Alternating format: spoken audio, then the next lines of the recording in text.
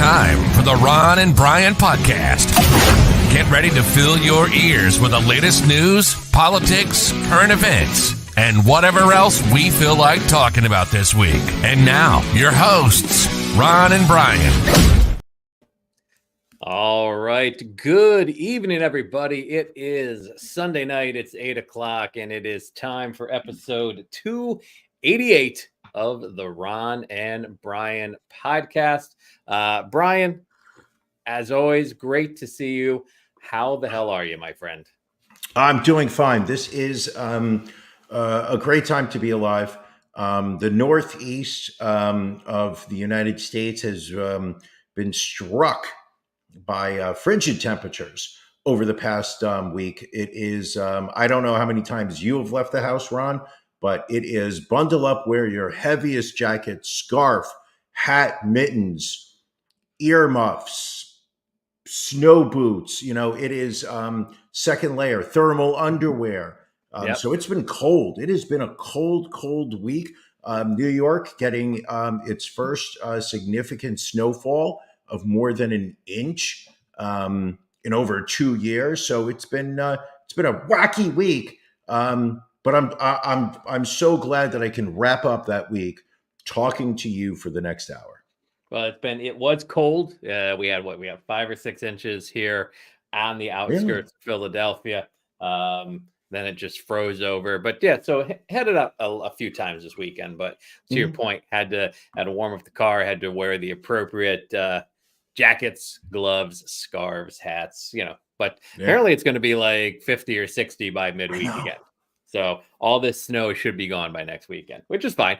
Refill the reservoirs, get it's good for the crops. It's good for the farmers, Brian. It's always good. You know what? It just makes us feel better. It does. I feel like we're contributing in some small way to the agricultural boon in the United States. Well, I think what's very important, and I know that the people in suburban Philadelphia, especially the building departments, they're going to be looking at rainwater runoff coming from certain homes that are doing a lot of backyard renovations. Of course, to make sure that any water running off that property is not adversely affecting the neighbors and the neighborhood. It would be such a shame if somebody were to call the building department of Montgomery County to let them know that there was a house that was doing some renovations in the backyard where now affected adversely the water runoff. Brian, you ignorant slut. Just to kind of educate you a little bit, because I know you're a first-time homeowner. I get you sit up in your lofty ivory tower there on the Hudson River waterfront. But first, you would call the township, not the county, because that's who enforces codes these days. And we actually have, at this point, less impervious space than we did before because of the backyard that was demoed and not finished yet. So we actually have less runoff now. I enjoyed calling you an ignorant slut, maybe more than I should have. Listen, and you know what the worst part is, or I mean, it depends which angle you're going to look at it. I liked it. I liked it. All right. Well, then let's get into things. It's time for Drink of the Week. Drink of the Week. Na zdrowie. Salud. Drink of the Week.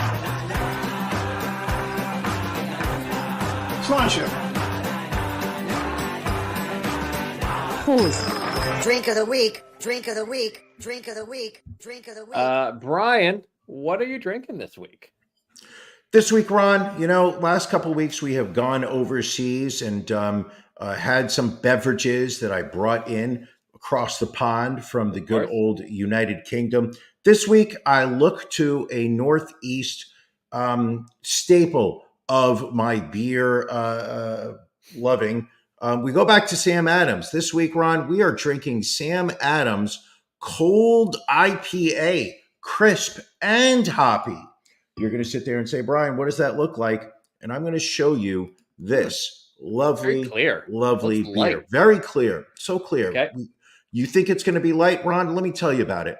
Okay. This beer is crisp, hoppy, and golden colored. It's an IPA with a 6% ABV. It's got a light body, high carbonation, and a moderate bitterness. Some say the cold IPA has a hoppy lager-like taste with a grassy hoppy notes and malts. Others say it has an inviting smell with aromas of perfumey hops, bready malt, and ripe fruit. Cold IPA is different from any other IPA because it's not just a rebranded West Coast IPA, which has more body and higher finishing gravity. It's also different from Brut IPA because it's not quite that dry, doesn't require additional enzymes to achieve its final gravity. Coming in at a score of 82 from our good friends over at Beer Advocate, this is Sam Adams Cold IPA. All right. Take a sip. Is it a cold? It's not the cold snap. It's cold Nope. IPA. Interesting. This is cold IPA, and I'm going to say this. This is my favorite IPA I've ever had. Wow. It doesn't taste like an IPA. It tastes like a high beer. praise from you. You are a man who is a connoisseur of IPAs, if you will. I hate IPAs. You know I hate IPAs. I'm done with them. I'm done with them. I went through my phase where I pretended I liked them. Secretly, I was hating them, but I knew it was just like, what I was supposed to be drinking. And it was like the cool thing in the beverage world. There were like beer snobs who were going to look at. Yeah, exactly. Bill is calling Perfect it a weak example. IPA. Yeah. William Esquire calling it a weak IPA, and that is why I like it. Ron, my friend, my lover. When Allie put up a roll of partner. toilet paper, I assume that means she wouldn't wipe her butt with that IPA. It's so weak. Coming at me hard, really. We're not even 7 minutes Right out into the the gates. show, and Allie Right is already out coming of at the me. gates. Really hurtful. Really hurtful. Ron, Yes. Yes, my friend. What are you drinking?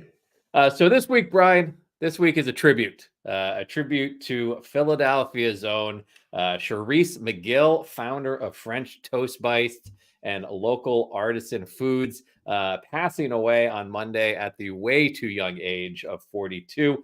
She was an entrepreneur, a community leader, teacher, and mentor to many people in the local food industry. This is a beer that I actually brought on the show before, but she partnered with Yards Brewing Company out of Philadelphia to bring us the French Toast Bites Ale. This is made with cinnamon, brown sugar, and vanilla, clocking in at 5.5%. So right on the crushable edge. Look at that body. Nice color, just like a piece of French toast. So to you, Charisse. And it's still good. It's got a sweetness. It's one of those beers that I don't think you could sit and drink a number of, but it's a nice like dessert beer. It's a nice beer if you're only going to have one. A nice sweetness, and you get that little kick of the cinnamon right at the end. So a very very fitting legacy with that beer. And what are you sipping? What's your whiskey this week? You may be familiar with this one. I just took a sip of a Jameson Irish whiskey 18-year that I received by some very good friends during a time of need. This week, I decided I was going to go with something smooth and hitting up the Jameson 18-year. It's good. All right, very good. Coming up next, it's time to air out our beef of the week.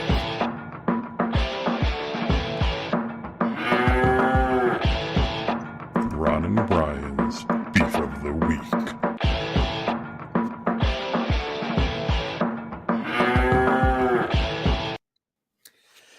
Brian, what's bothering you this week?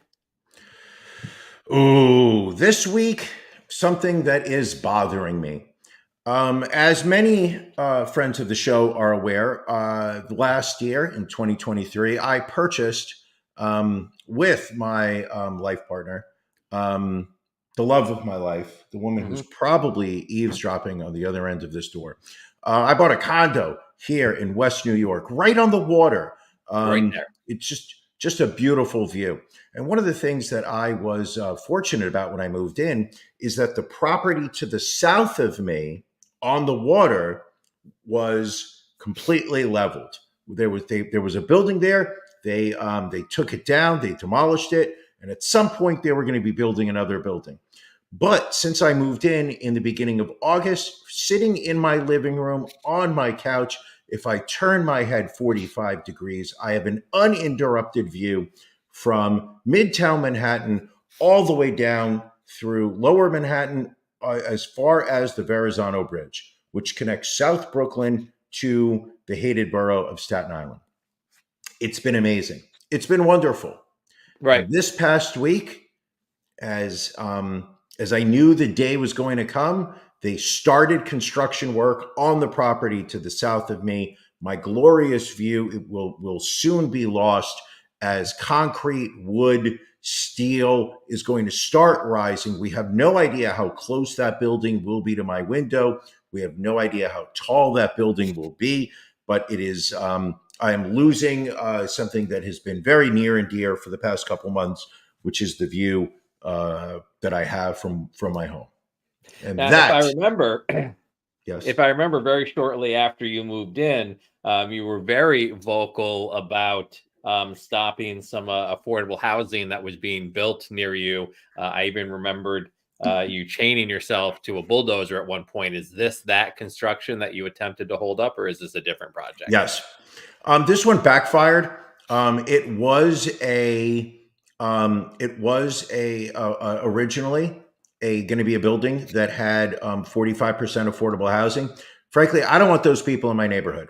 I feel like if you can afford to live in this neighborhood, that's the kind of people that I want to attract here in lovely West New York. Unfortunately, I was not able to stop the construction. However, I was able to win from my local township. They were able to throw out and toss aside the affordable housing. So the condos that they're going to be building next door to me are going to all be market rate. And if you want to put $800,000-900,000 down on an apartment, maybe $1 million, depending on once they find out I live next door, it's Right. going to the property value is going to go up. Right. As Janelle says, Brian only wants bougie white people in his neighborhood. I think you would allow some light-skinned bougie people of other ethnicities in your neighborhood as well. I welcome bougie people of all ethnicities. Janelle, frankly, I'm disappointed in you in thinking that I only desire white people to be living near me. That is absolutely not true. If you can afford to live here, those are the people that I want. If you cannot afford it, those are the people that need to be gone. Wow. Sometimes I open my mouth and just the comments come flooding in. Queens trash living in Jersey. Jesus, that's just rude. That's just plain rude. Wow. And that coming from a man who lives in South Jersey. That's what makes that comment so hurtful. That's what really, it cuts deep. I understand. South Jersey calling me trash? Wow. Ron, yes. What is your beef of the week?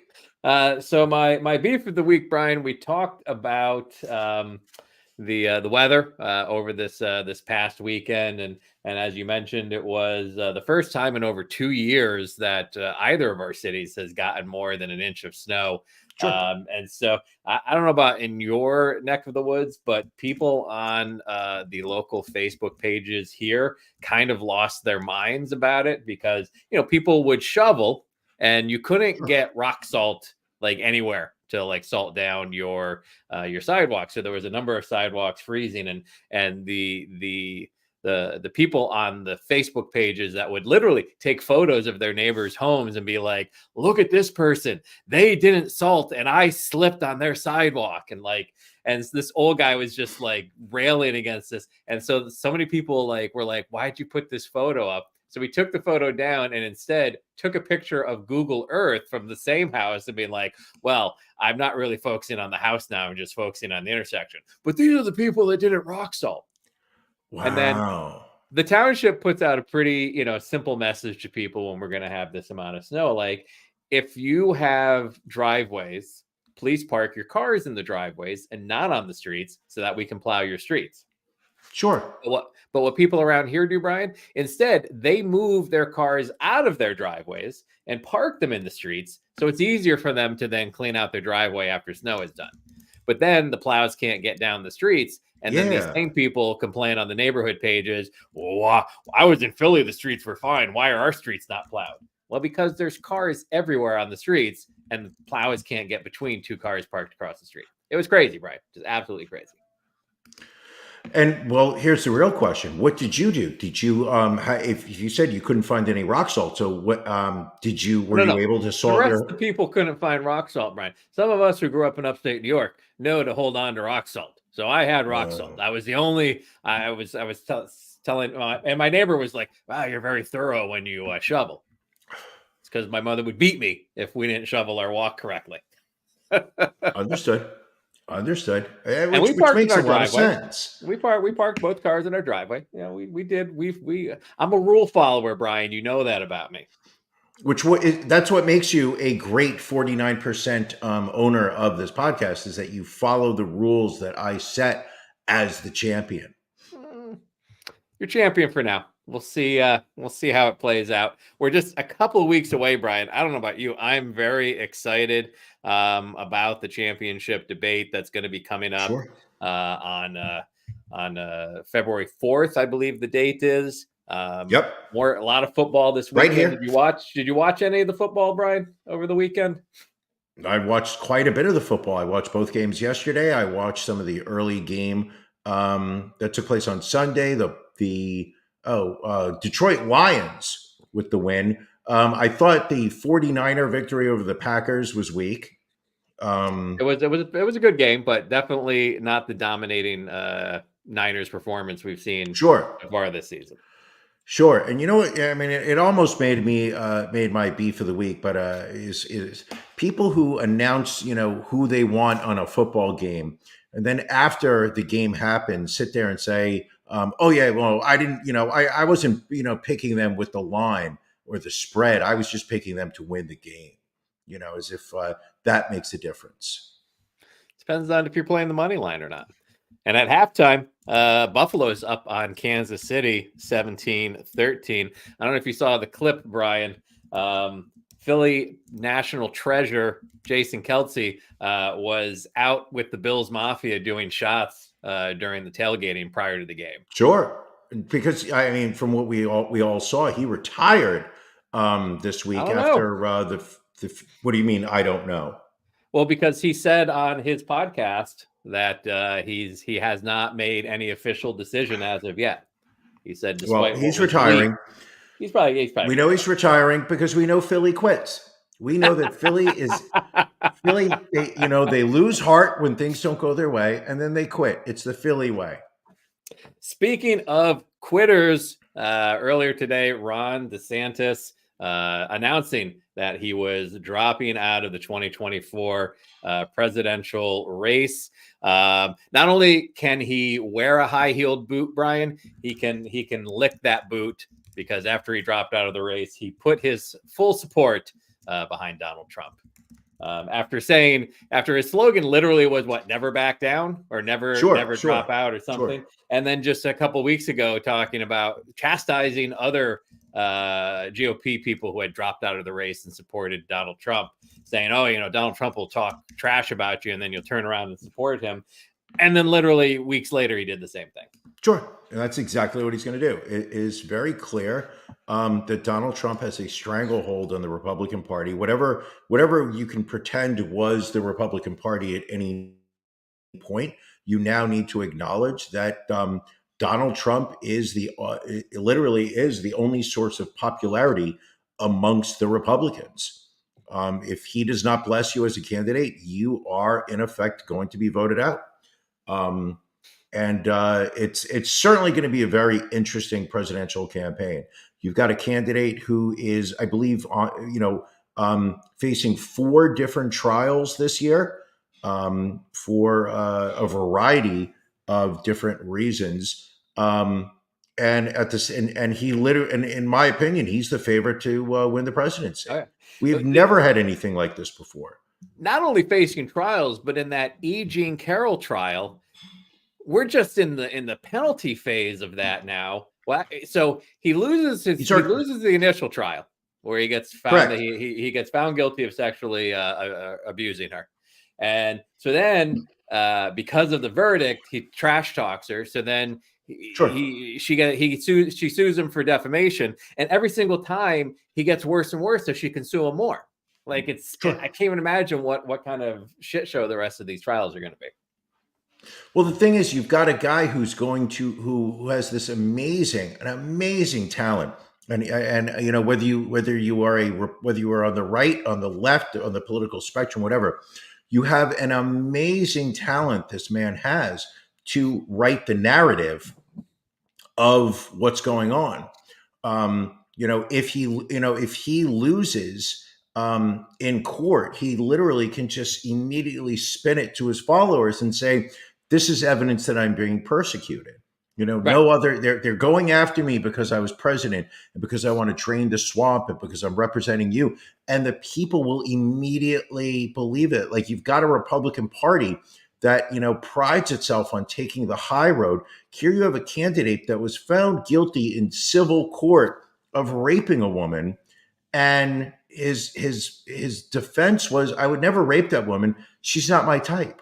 Right. And literally, they look the other way to continue to support him. There is no Republican Party anymore. No, it's insane how this continues. No other candidate has been able to do this. What's amazing to me, and what doesn't, I think, get talked about enough is, if you remember in the 80s in New York, how Fred Trump and Donald Trump were sued by the Justice Department in Sure. 1973 for racial discrimination at their housing developments in New York. Sure. Think about this country in 1973 and think about how bad you needed to be for the government to actually call you out on your racism. Yeah. It was wild. It's just a wild time. His father was a known racist, like, not in the sense of like, ooh, the scandalous. Like, it didn't go to any effect to hide it. Which is just listen, amazing times. We're going to have a lot to talk about over the next year. All right, it's going to be a very long 10 months. Speaking of current events, Brian, you said you wanted to test my knowledge of most recent current events, and you had a quiz you wanted to give me to see how well I did. All right. Well, I don't have it lined up yet, so I'm very surprised that you would just call this out of nowhere.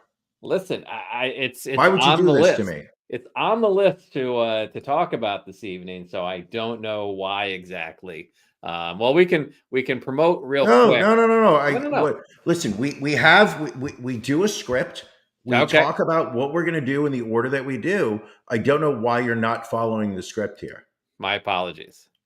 All right, so this is on what's going. I appreciate the fact that you actually did this as a slideshow. What do you mean?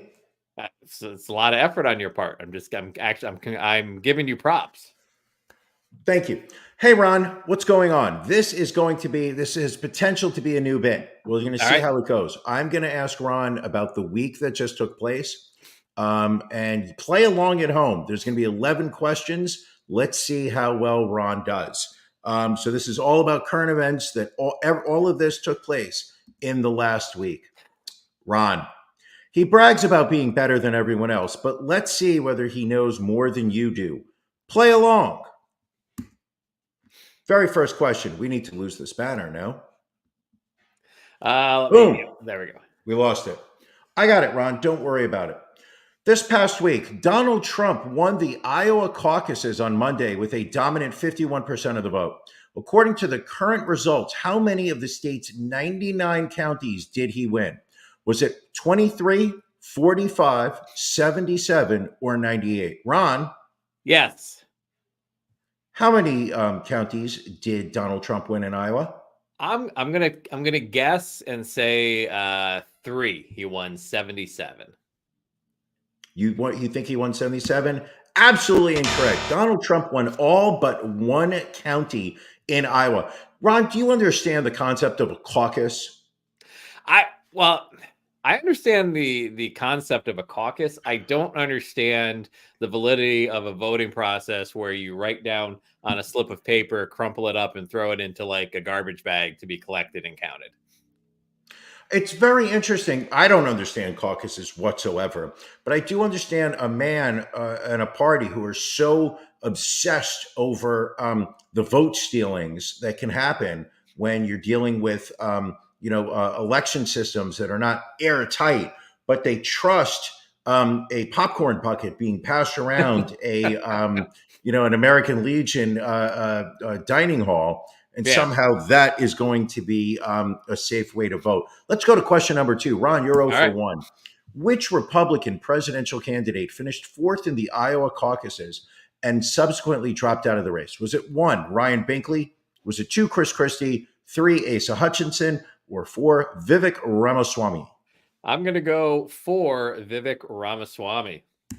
You are absolutely correct, Ron. Vivek Ramaswamy, the self-funded biotech entrepreneur who then endorsed Donald Trump immediately.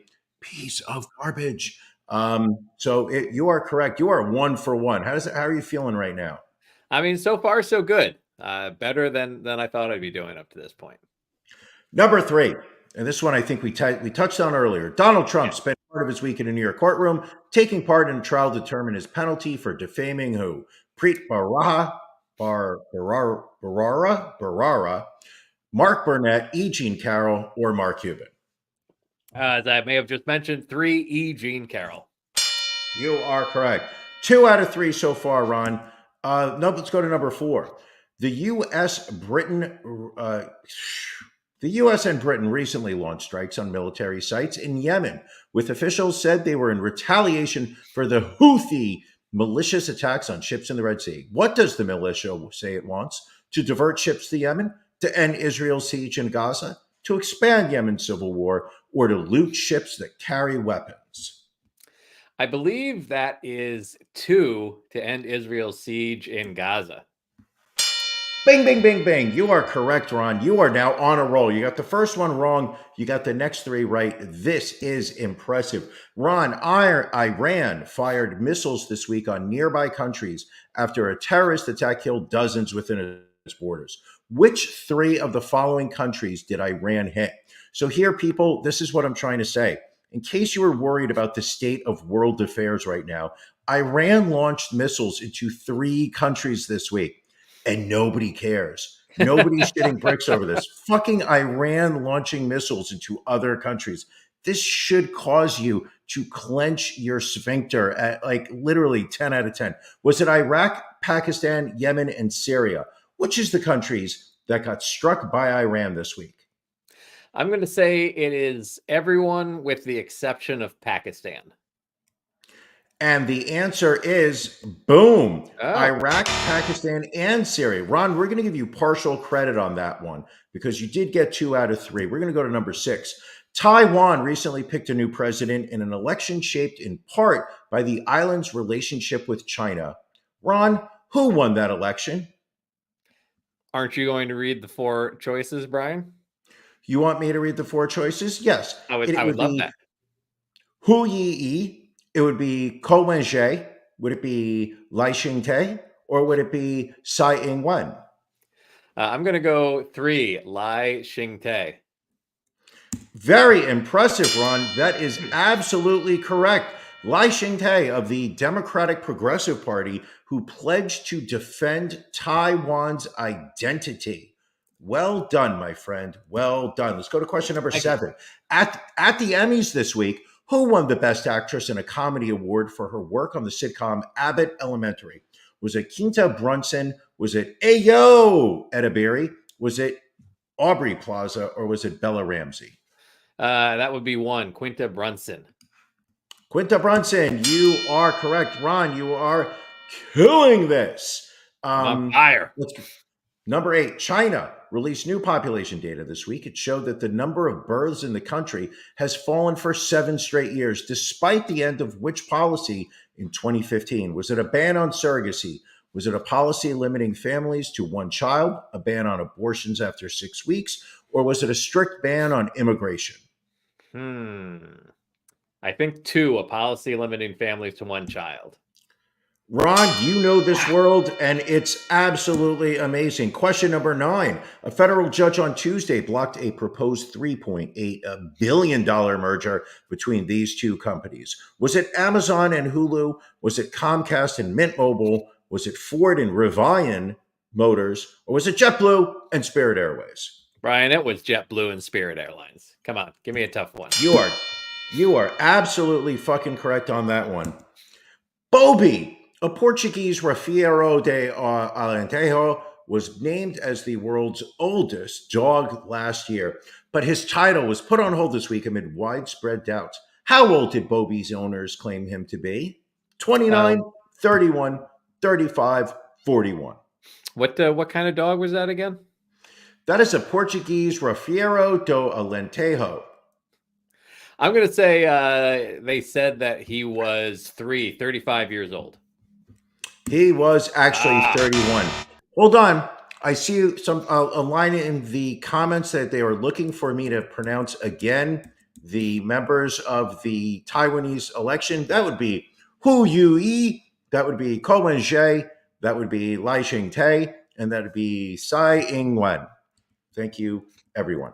So, Ron, you got that question wrong. Bobby, who is a Portuguese Rafeiro do Alentejo, is actually 31 years old. You got that one wrong, buddy. Very disappointed. However, I like to see Chris Aletti getting it correct. Number 11, last but not least, on Wednesday, the Supreme Court heard arguments on whether to overturn a key legal precedent, one of the most cited in American law. What is that precedent called? Is it the Shell equation? Is it Chevron deference?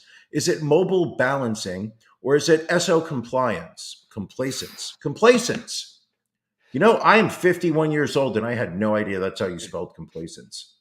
I'm going to go for SO complacence. You're going to go SO complacence, and I'm going to go SO the F out of here because, Ron, the answer is the Chevron deference. You're going to be like, what's Chevron deference? It says that judges must defer to government agencies' interpretations of ambiguous statutes. Discarding it could threaten government agencies' power to regulate the environment, healthcare, and customer safety, among many other areas. How'd you do, Ron? I think I did, 7 out of 11?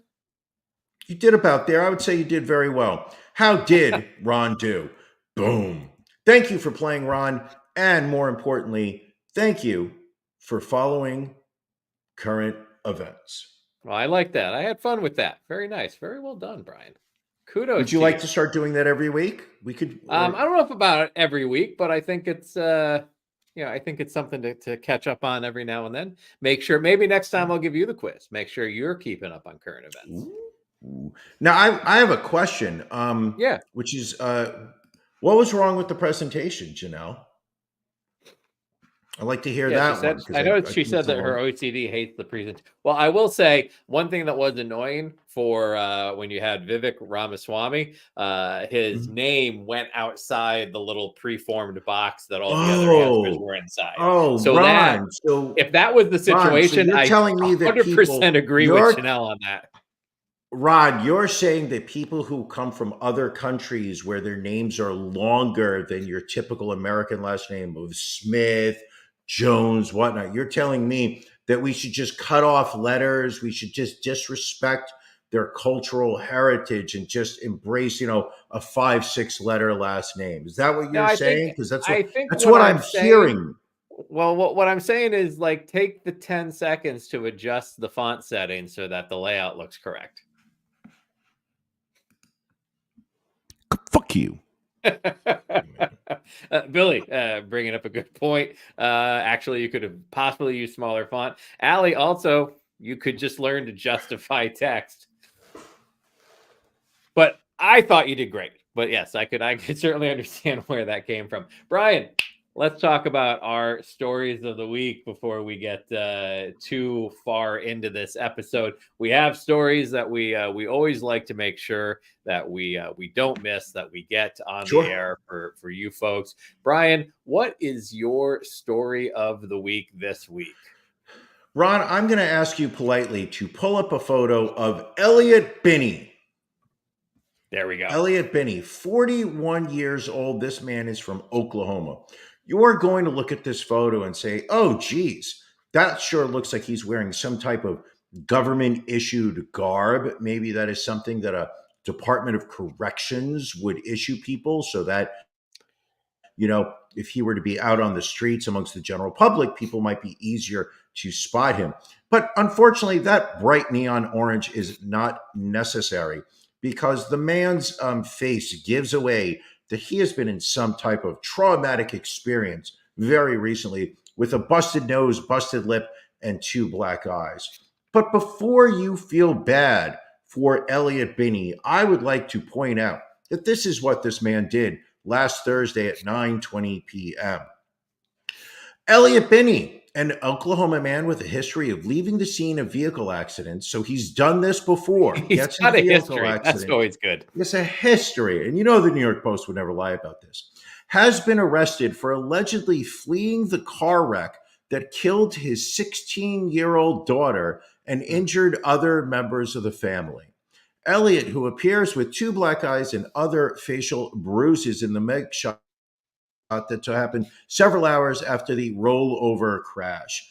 Officers responded to a single wreck in Bixby, Oklahoma, around 9:20 local time last Thursday.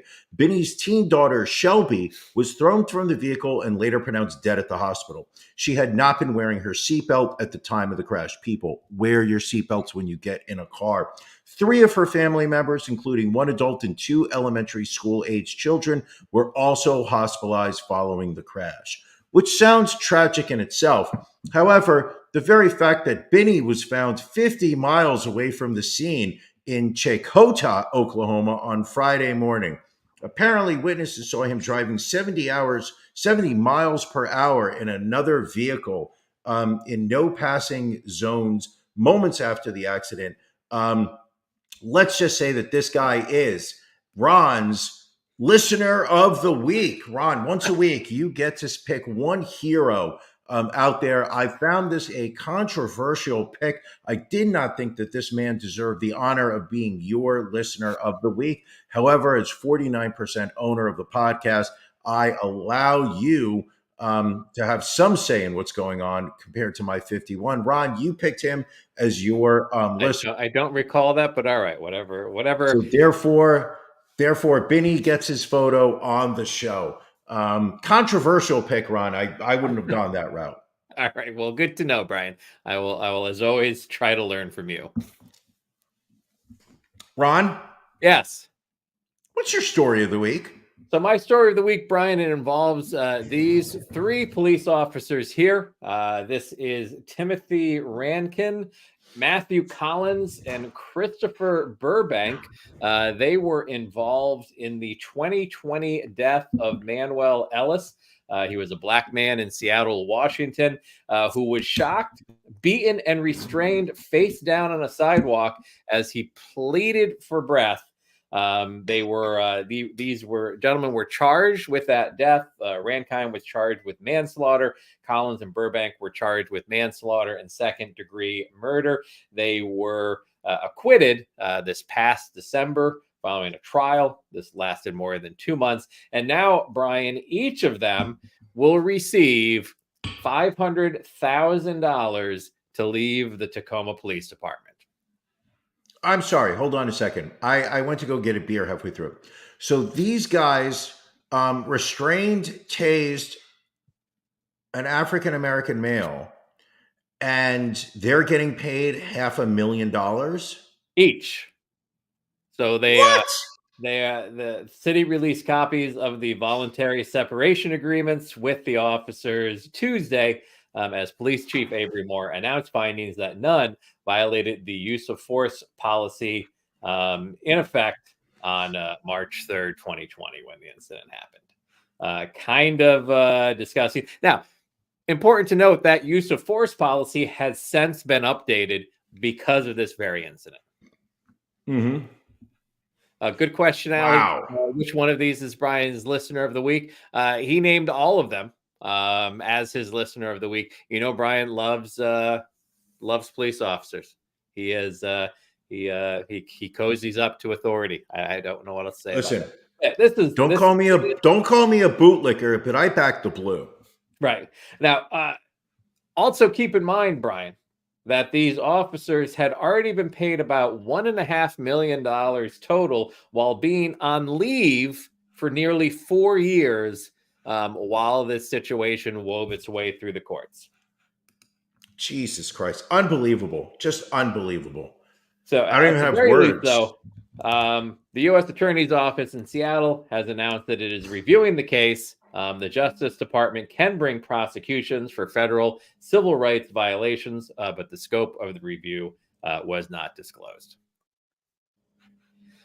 Just Unbelievable. trash, just a trashy story. Question What for state you. did this happen in again? It was in Washington, in Seattle, Washington. Seattle, Washington. All right. Okay. God damn, that's depressing. Brian, Mm-hmm. what are you watching? Ooh, okay.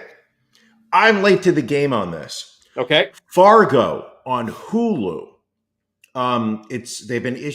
Apparently it started a couple months ago. This is season 5 of Fargo. My understanding of it is that each season is completely different than the previous one.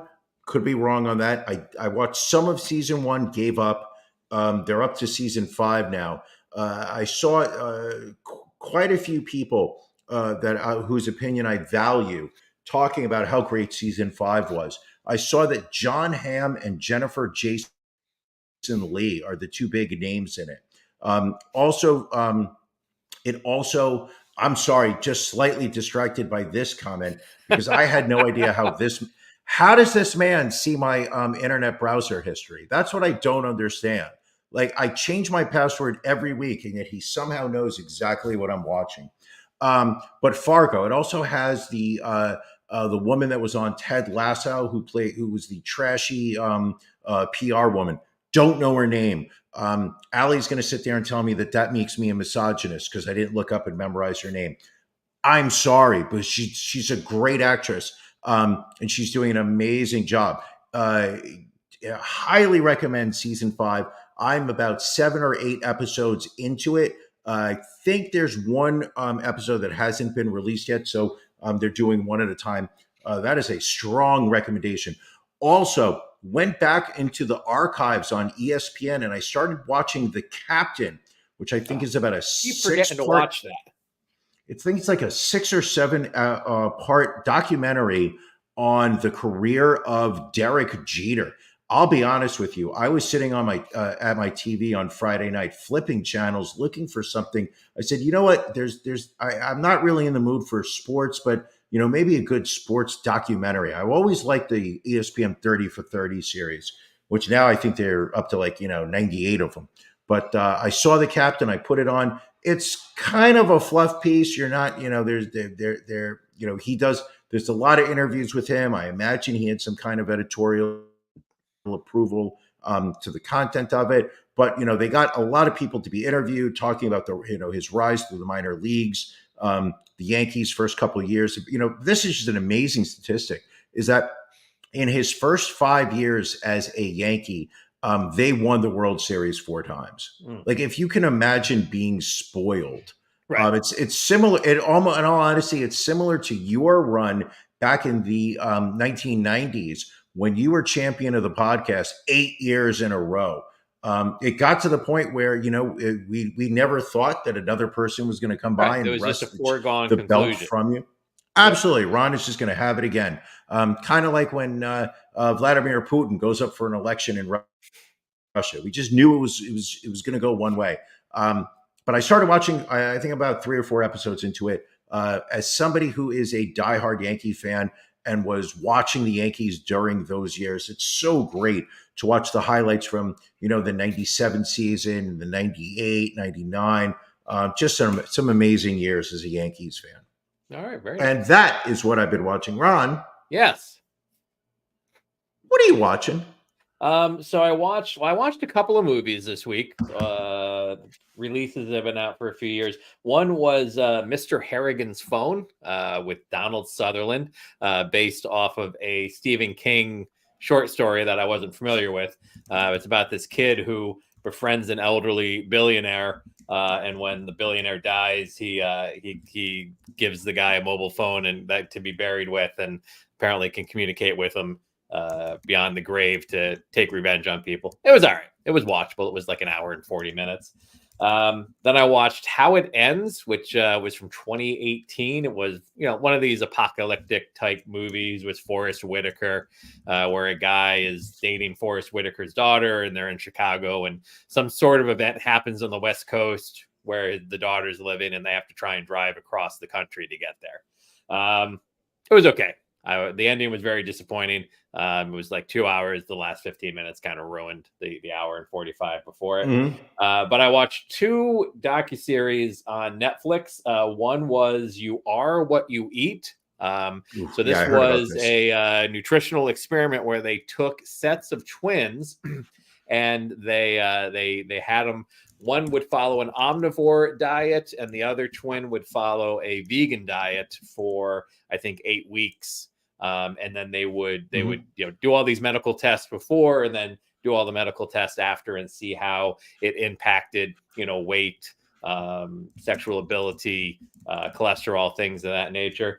But in between kind of watching the experiments and talking with the twins, like, it really took a deep dive into food processing in the United States, and how, for lack of a better word, disgusting it is. Like, how the system is so broken, and that the majority of the food that comes into our supermarkets now is like bad for us. Like, Of course. can kill us. But it is. Yeah. It is. I mean, it is amazing how the American government in the race for corporate profits, and understanding that corporations need to exist and be unhindered in their ability to do things, profitably. It's amazing how the quality of food in America has just suffered in comparison to other countries. You look at the very fact that American meat is banned in multiple countries outside, where they will not import American beef because it is so popped up on antibiotics and steroids and whatnot, that other countries are like, we wouldn't even feed this shit to our families. Yet we here in America are patting ourselves on the back on, USDA, grade A. It's the fruit.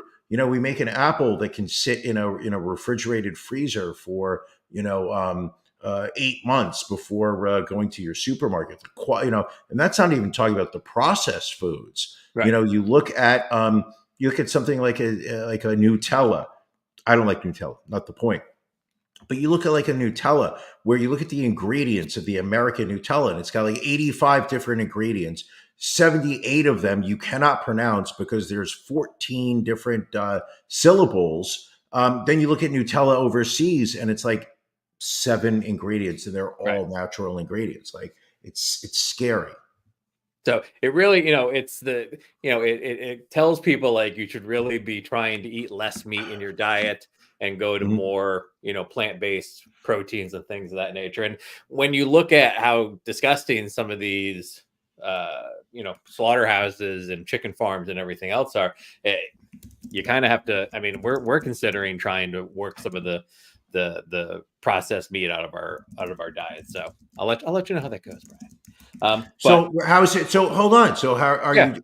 So you and the wife are changing your diet because of this? We after watching it, we said, we should probably change our diet a bit. Really? Yeah. So I'll let you know how it goes. Okay. And then also watched a crazy docuseries called American Nightmare. It was the story of this couple, Aaron Quinn and Denise Huskins. And so basically what happens is this Aaron Quinn calls the police, says, these people broke into my house last night. They tied us up. They drugged both of us, because they were like, and they kidnapped my girlfriend. Okay. And she had been gone for like 12 hours at that point. And the cops were like, well, why did you wait so long to call this in? Well, because, they said they installed a camera in my house. They said they were going to be watching me. They said they were going to ask for a ransom. Cops clearly don't believe this. But then, like 48 hours later, Like Denise Huskin shows up at her dad's house like 400 miles away. This is out in California. So now all the attention turns to her. And the police are like, was this a fake kidnapping? Was she, she had found out that, Aaron was in communication with his ex-fiance and, was this just a way for her to get back at him? So the police literally come out and say, this is a hoax. She's a liar. She's a horrible person, everything else. Come to find out, there was a serial kidnapper out there. Like the entire story was true. And it took like another police department because the police department in the area where they lived was so focused on these two kids being wrong, these two kids doing jail time, that they never bothered to actually see if anything was correct in their story. And so this other police officer, she found out, she's like, she ended up, and they managed to, and it was because this guy tried to kidnap another person. Like this father had to fight this guy off because he was trying to kidnap her daughter.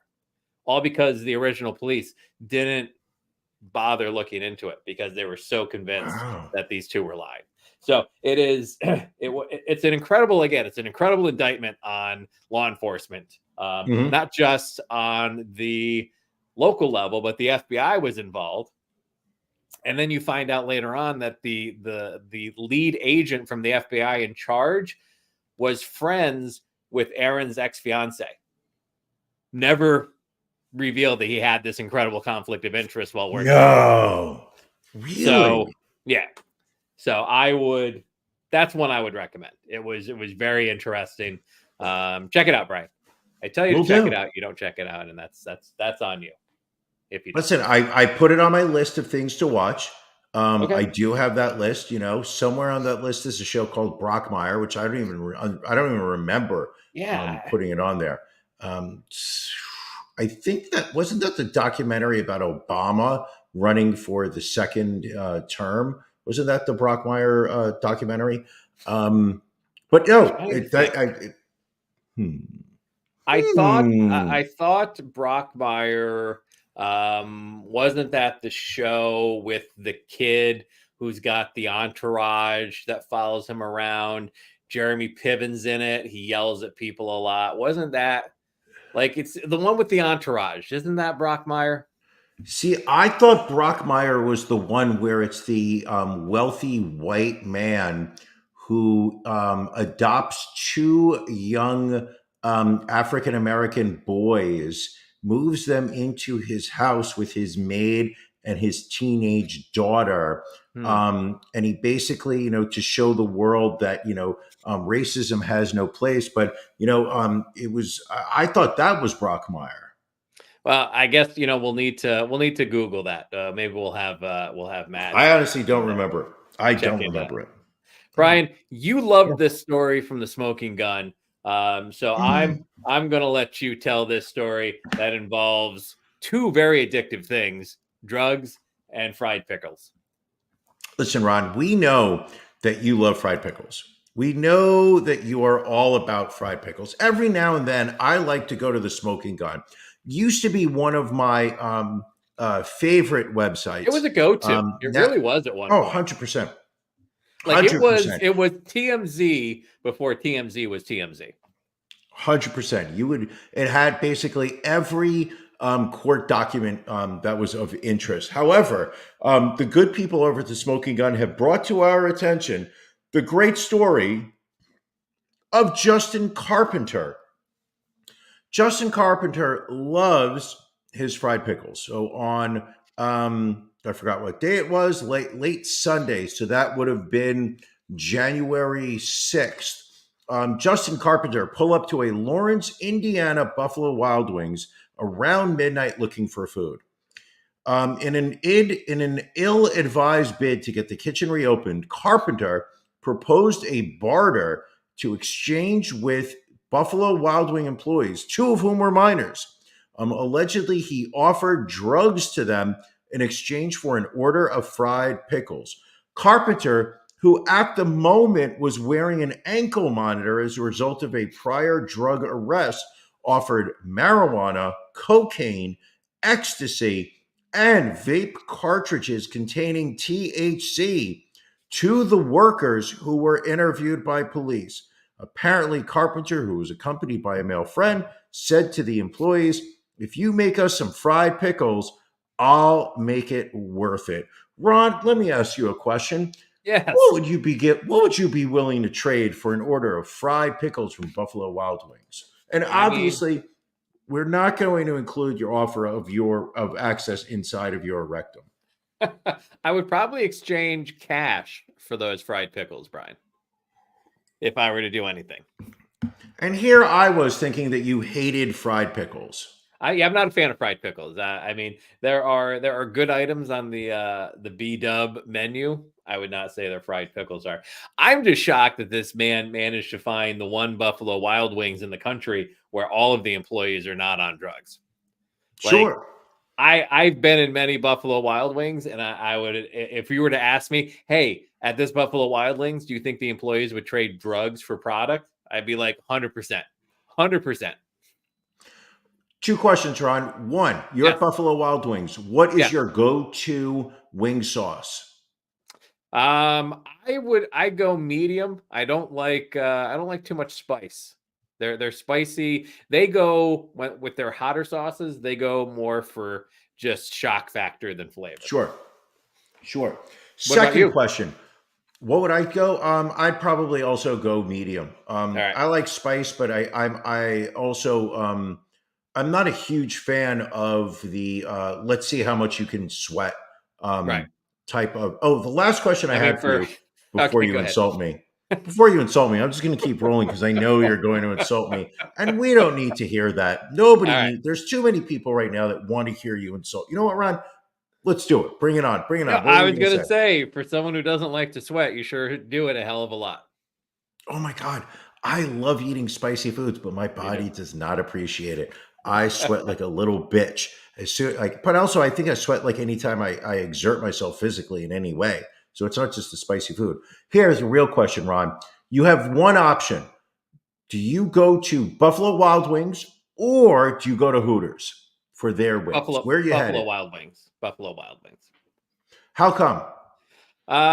Not that the food quality is great at Buffalo Wild Wings, but it is better than Hooters. And Hooters, well, the wings are they still breaded? Like that was always the thing with Hooters, like the breading on the wings. Not a fan. I don't want breaded wings. I had these. Sorry, Ron. When I go to Hooters, I'm focusing on the breasts, not the wings. I had these honey sriracha wings last night that you would have broken a sweat over. Honey sriracha? Why would you do that? First off, I don't like sriracha. Okay. I'm not a huge fan of sriracha straight, but you mix it up. My choices were, they only had two options. It was honey sriracha or barbecue. And I was like, barbecue seems kind of mid. Let me go honey sriracha. And it had a nice kick to it. I make a very nice honey sriracha noodle dish here with some chicken in it.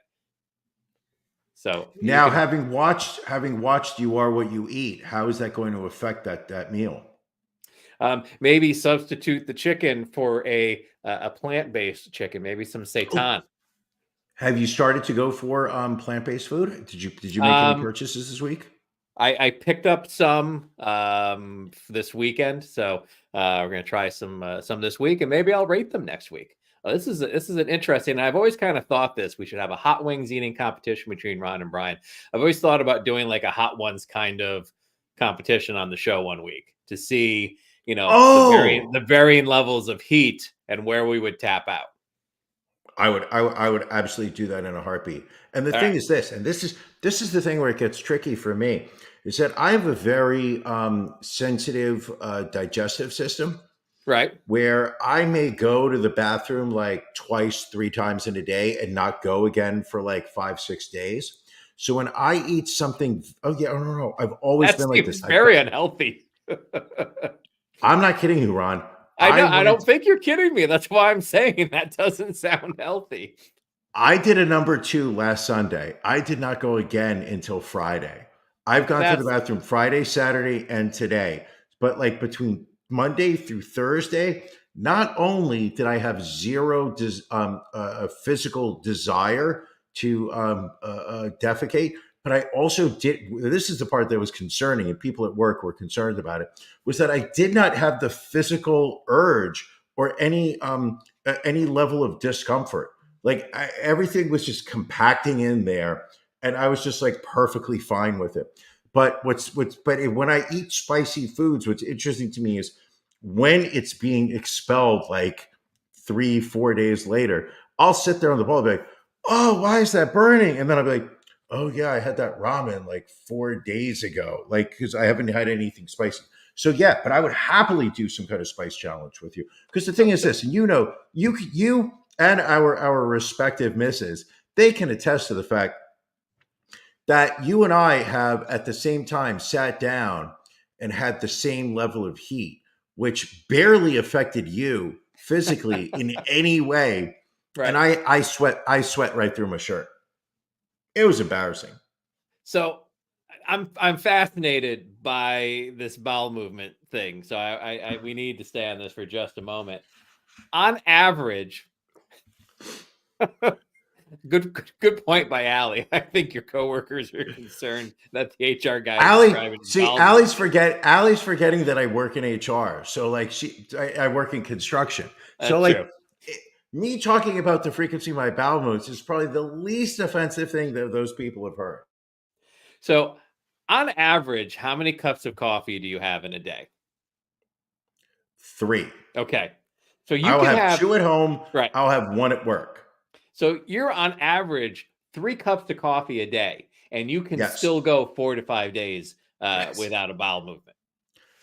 Eating solid meal. It's not like I'm skipping meals. I'm having a salad for lunch. You're having roughage at work. Yes, you're having roughage, and you're having spicy ramen, and you're drinking coffee. Correct. Have you mentioned this to your doctor? Absolutely. And their answer to me was, if you're not feeling discomfort as a result of this, and you've always been like this, then I would not be concerned.